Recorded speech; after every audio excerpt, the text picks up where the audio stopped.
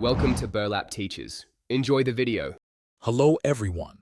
In this video, I will explain how to file your personal income tax in Portugal, step by step.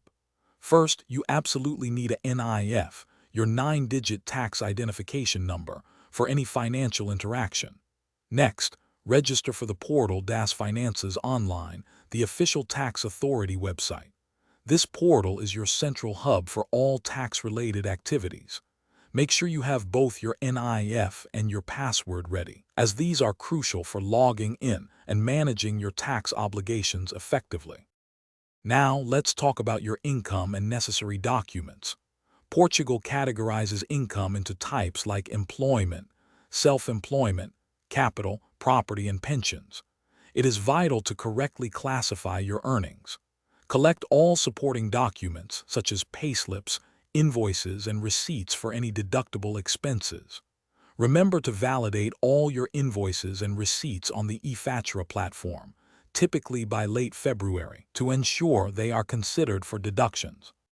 When it's time to file, log into the portal Das Finanças using your NIF and password. You'll typically choose between the automatic IRS, a simplified option for straightforward situations, or the Modelo 3 form for more complex income.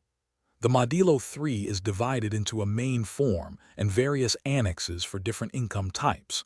Fill out each section accurately, paying close attention to detail to avoid any errors. Once your declaration is complete, submit it online between April 1st and June 30th.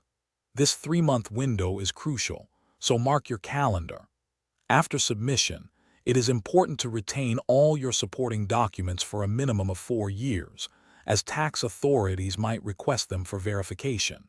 For intricate tax situations, like non-habitual resident status, consider consulting a tax professional for tailored guidance.